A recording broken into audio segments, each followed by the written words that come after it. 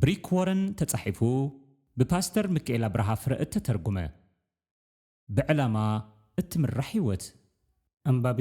ክብረት በረኸት መበል 27 መዓልቲ ኣብ ፈተና ምዕዋት ካብ ትምኒት ጉብዝና ህደም ምስቶም ብንጹህ ልቢ ንእግዚአብሔር ዝጽውዕዎ ኸዓ ኣስኣሰር ጽድቅን እምነትን ፍቕርን ሰላምን ሰዓብ ካልኣይ ጢሞቴዎስ 2 ፍቕዲ 22 ሰብ ክጸሮ ዘይክእል ፈተና ኣይበጽሓኩምን ኣምላኽ እሙን እዩ እሞ ምስቲ ፈተናኹም ምጽዋሩ ምእንቲ ክትክእሉስ መውጽኢ ገይሩልኩም ኣሎ ካብ ዓቕምኹም ንኔው ክትፍተኑ ኣይሓድገኩምን እዩ ቀዳማይ ቆሮንጦስ 10 ፍቕዲ 13 ኣብ ፈተናና ኩሉ ሳዕ መውጽኢ ኣሎና ሓደ እዋን እቲ ፈተና ክትጸርዎ ክሳዕ ዘይትኽእሉ ልዕሊ ዓቕምኹም ከም ዝኾነ ክመስለኩም ዝከኣል እዩ እዚ ግና ተስፋ ምእንቲ ከቕርጸኩም ካብ ሰይጣን ዝኾነ ሓሶት እዩ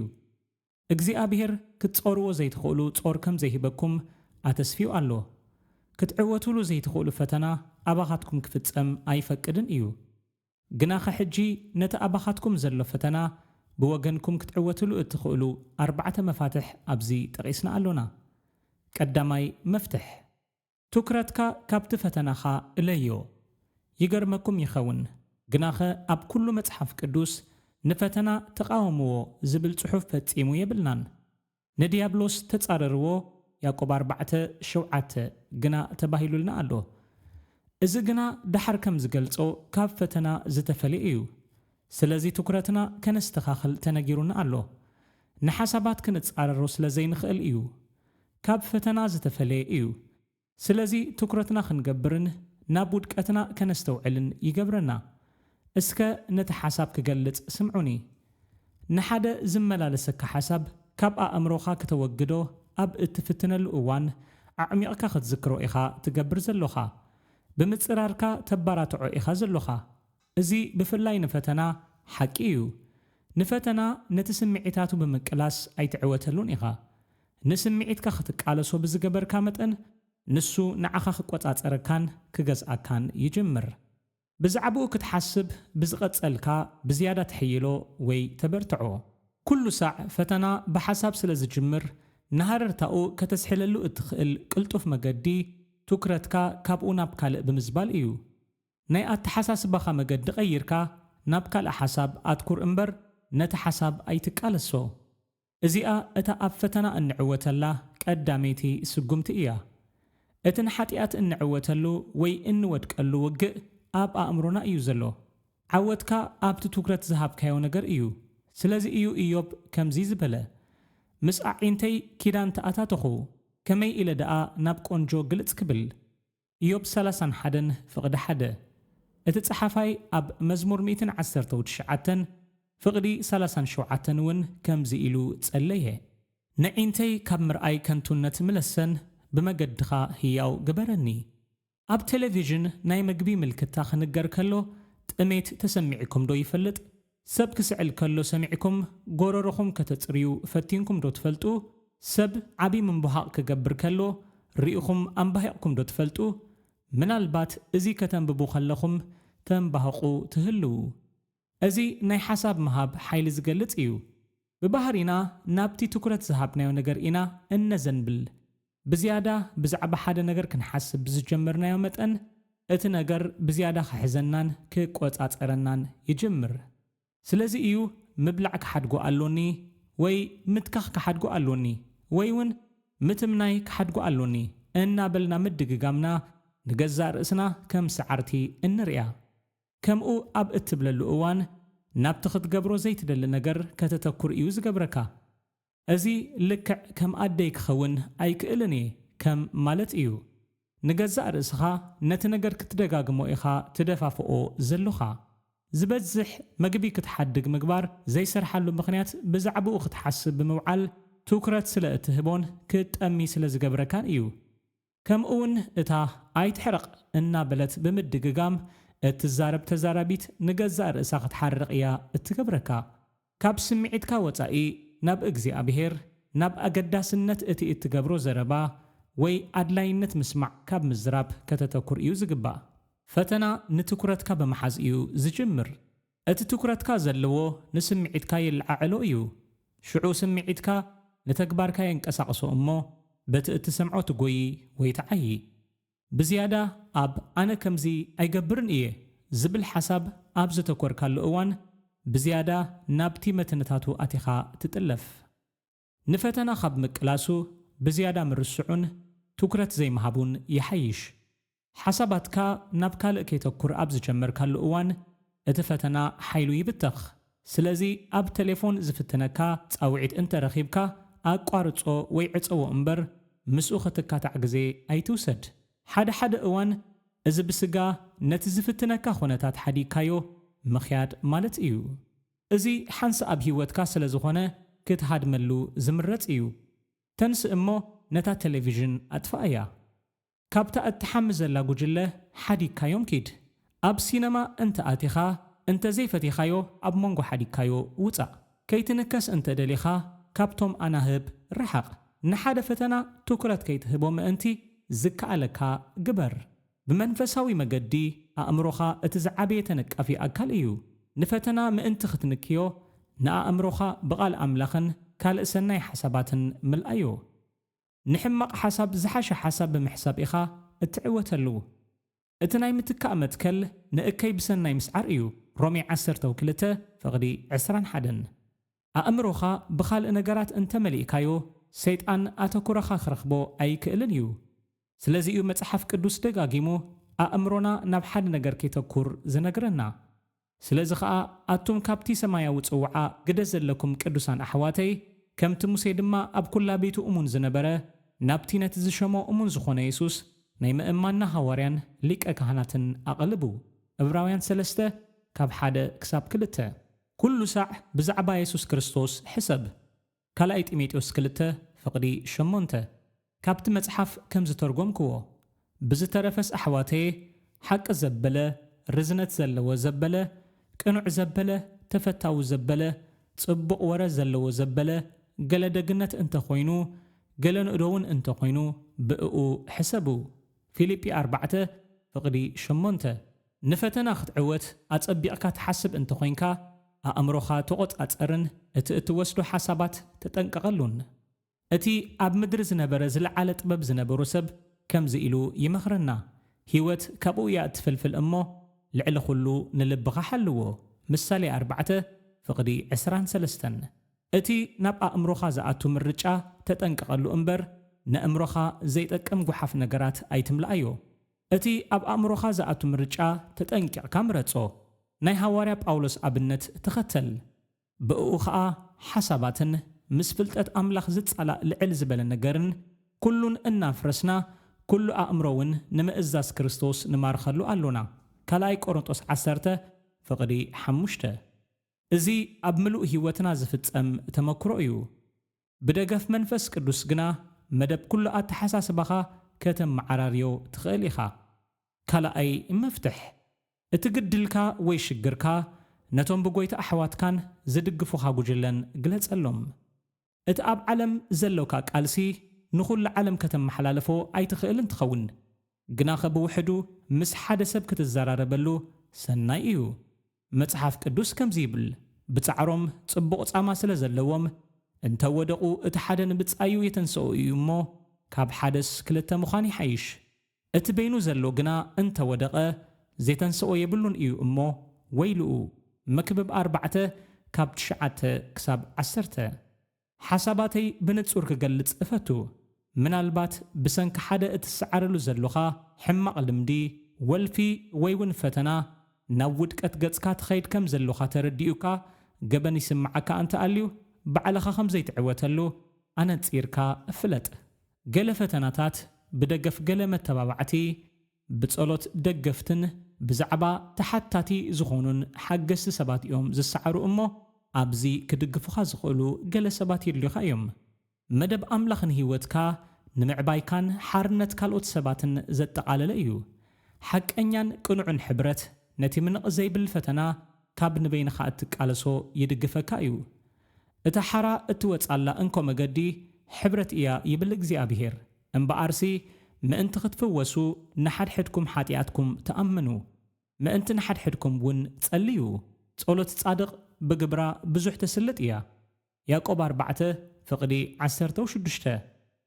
ካብቲ እናተመላለሰ ናብ ውድቀት ከይብጽሓካ ዝቃለስ ፈተና ክትሓዊዶ ትደሊ? መፍትሒ እግዚኣብሔር ንጹህ እዩ። ተናዘዞ እምበር ኣይትጽቀጦ ወይ ኣይትዓፍኖ፣ ግለጾ እምበር ኣይትሕባእዮ። ስምዒትካ ምግላጽ እቲ ናይ መጀመርታ ፈውሲ እዩ። ጉድኣትካ ምቅብባእ ነቲ ሽግር ይዕብዮ እዩ። መከራ እናጸልመተን እናዓበየን ይኸይድ ይኸውን። ናብ ብርሃን ምስ ወፀ ግና ቅምርር ኢሉ እዩ ዝተርፍ። ሕማምካ ክንዲ እቲ ሒዝካዮ ዘለኻ ምስጢር እዩ። ስለዚ እቲ ማስኬራኻ ኣውፃዮ እሞ ዘይኮንካዮ ምምሳል ሕደጎን ኣብ ሓርነት ተመላለስን። ኣብዛ ዘሎናያ ናይ ሳድ ልባክ ቤተ ክርስቲያን ነቲ ኣጥቢቑ ዝሓዘካ ተስፋ ዝቑርጽ ወልፍታትን ደጋጊሙ ዘሸግረካ ፈተናታትን ንምስባር እቲ ንምጥዓይካ ኣኽብር ዝብል ሓያል መፍትሒ ናይ ዝመትከል እዚ ርኢናዮ ኣሉና።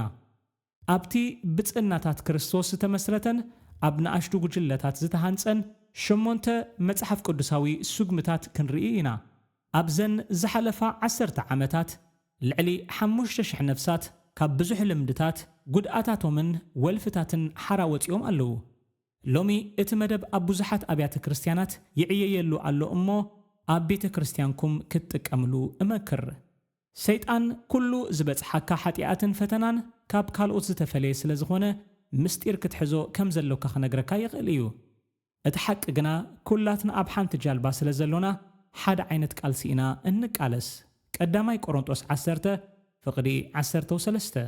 ኩሎም ሓጢኦም ክብሪ ኣምላኽ እውን ስኢኖም። ሮሜ 3:23 እቲ ንዓኻ ዝስማዓካ ዘሎ ስምዒት ብሚልዮናት ዝቝጸሩ ተሰሚዒዎምን በቲ እትቃለሶ ዘለኻ ቃልሲ ሓሊፎም ኣለዉ። ከም ሰብ ጉድኣትና እንሓብኣሉ ምኽንያት ትዕቢት ጥራሕ እዩ። ካልኦት ሰባት ንሕና ንኹሉ ሽግራትና ከም እንቈጻጸር ክሓስቡ ኢና እንደሊ። እቲ ሓቂ ግና እዚ እዩ። ኩሉ ክትዛረበሉ ዘይትደፍር ቁጠባዊ ሽግር፣ ናይ ሓዳር ሽግር፣ ናይ ብሉድ ሽግር፣ ሓሳባት፣ ናይ ስጋዊ ርክብ ሽግር፣ ልምዳዊ ምስጢራትን ካልእ ሽግራትን ተሓብኦ ዘለኻ ክትቆጻጸሮ ስለ ዘይከኣልካ ጥራሕ እዩ። ምኽንያቱ ክትቆጻጸሮ ትኽእል ነርካ እንትትኸውን ምገበርካዮ ነርካ ግናኸ ኣይከኣልካን። ስለዚ ሽግርካ ንምፍታሕ ድሌትን ውልቃዊ መፍትሒ ምግባርን እኹል ኣይኮነን። ገለ ሽግራት ኣዕሚቑ ኣተወ ኣጸቢቕካ ዝለመድካዮን ክትፈትሖ ኣዝዩ ዓብን እዩ። ስለዚ ከየበራትዑኻ፣ ክሕግዙኻ፣ ክጽልዩልካ፣ ክትገብረሎም ከይተጸበዩ ከፍቅሩኻ፣ ዝበጽሕካዮ ክሓቱኻን ዝኽእሉ ንእሽቶ ጉጅለ ወይ ተሓታትነት ዘለዎ ተሓጋጋዚ የድልየካ እዩ። ሽዑ ንስኻውን ንዓታቶም ከምኡ ክትገብርሎም ኢኻ።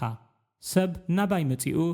እዚ ቅድሚ ሕጂ ንሓደ እኳ ኣይነገርኩን ክብለኒ እንተጀሚሩ ካብቲ ዘለውዎ መፍትሒ ክረኽቡ ከም ዝኽእሉ ስለ ዝፈልጥ ንስምዒተይ የለዓዕሎ። እታ ናይ ፀይቂ ቡምባ ክትክፈት እያ። ንመጀመርታ እዋኖም ከዓ ናይ መጻኢ ተስፋ ክሪኡ ጀሚሮም ኣለዉ። እምበኣር ሽግርና ክፍታሕ በቲ እግዚኣብሔር ዝሓበረና ሽግርና ምስ ንኣምላኽ ዝፈርሁ ኣዕሩኽትን ኣሕዋትን ብምሕባር ይፍታሕ ዝብል ሓሳብ ብምጥቃምና እዩ። እስከ ኣሸጋሪ ሕቶ ክሓተካ፣ እቲ ክትመስሎ እትደሊ ዘለኻ ነገር ናትካ ከም ዘይኮነ ዶ ትፈልጥ? ክትዛረበሉ ዘፍርሓካ ነገር እንታይ ኣሎ? እምበኣር ባዕልኻ ክትፈትሖ ኣይትኽእልን ኢኻ። እወ ድኻምካ ንኻልኦት ምንጋር ትሑት የምስል ይኸውን፣ ግናኸ ትሕት ዘይምባልካ ከይትመሓየሽ ይኽልክለካ ኣሎ። መጽሓፍ ቅዱስ ከምዚ ይብል፣ ንሱ ግና ኣብዚሑ ጸጋ ይህብ። ስለዚ ድማ ኣምላኽ ንዕቡያት ይጻረሮም፣ ንትሑታት ግና ጸጋ ይህቦም። ያዕቆብ 4:6 ቀዳማይ ነጥቢ ንዲያብሎስ ተጻረርዎ። ገዛ ርእስና ኣትሒትና ኩሉ ንእግዚኣብሔር ምስ ሃብናዮ ንዲያብሎስ ክንጻረሮ ይግባእ እዩ። ያዕቆብ ከምኡ ኢሉና ኣሎ፣ ንዲያብሎስ ተጻረርዎ እሞ ንሱ ኻባኻትኩም ክሃድም እዩ። ያዕቆብ 4:7 ንሕና ክንዋግኦ እምበር ንወራሩ ስቒልና ክንሪኦ ኣይግባእን። ሓድሽ ኪዳን ብዙሕ እዋን ተቓለሱ፣ ማርኹ፣ ጸዓሩን ተዓወቱን እናበለ ህይወት ክርስቲያን ከም ህይወት ውግእ ኣንጻር እኩይ ሓይልታት እዩ ዝገልጾ። ብዙሕ እዋን ኣመንቲ ምስ ኣብ ሃገር ጸላኢ ዝዋግኡ ዘለዉ ወተሃደራት እዮም ዝመሳሰሉ። ከመይ ጌርና ኢና ንዲያብሎስ እንጻረሮ? حواريا باولوس كمزي بلنا ناي مدحان قرع رأسي أأتو ناي منفس سيفون مالت قال أملاخ حزو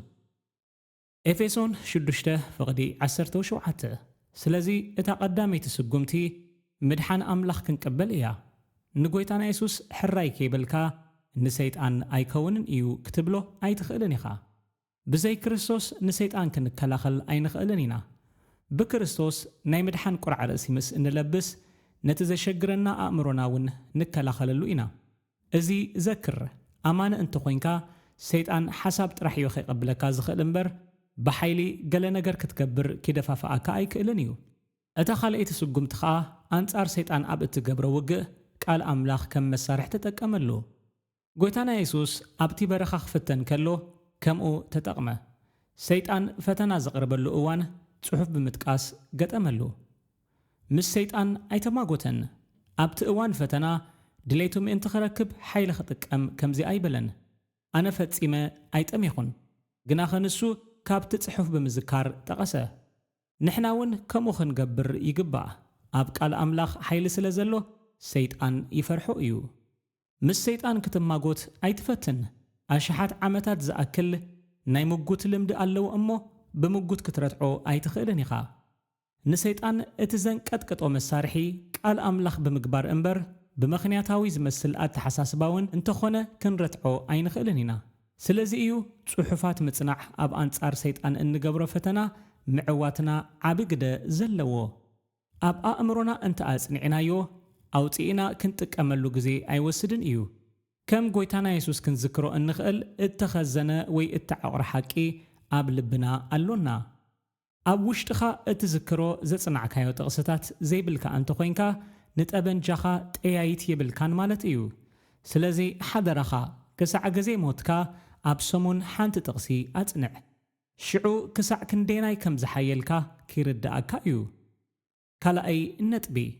اتسن كوف حيسكا زلوخا نجر أستوعللو اجزي أبيهر أزينج إنكت مقبوس لزخونة كين عبا وي من كماي كينبل مخيرنا ألو إرمياس كم زيلو ألو لبي كاب كل جورحن أزي حسمون إيو من ك يستوعلو إرمياس 19 فقدي 9 نجزأ رأسخا نبز فتن كي تأتوا تتنقق نفتاني كنا تترحق له مثالي 14 فقدي 16 أزي ذكر كاب فتنا خطوات كاب مقدال نابو خي تأتو محلاو ويمتنقق يقلل متصحف قدوس كم زيبل قرهن عبر رؤسوس توكلن أيتخن نسخا زتفليخا أيكون كان كم كال إسب بقدس كخطوات دقت خيليخا زي تقمكا سلزخونه من كماي أيتبل أب إجزي أبيهر توكل قداماي كورنثوس 10 فقدي 10 وكلته كاب مصحف زترجم كوا مبل 27 معالتي أب فتنا معوات بزعبا مدبي كمي أحسب كحسبلو زقبا نتبي فتنا أوكا أنتلو كل ساع موتئي ألو كذكرو زقبا تقسي سب كتصورو زيك الفتنا أي بتحكمن أملاخ أمون إيو سلازي كاب عقمكم ننيو كتفتنو أي حدقكم إيو متصوارو ما انتخد كألوغنا مستي فتناخم مواتو غيرلكم ألو قداماي كورنثوس 10 فقدي 13 حدش ترجم كحسبلو زقبا حتو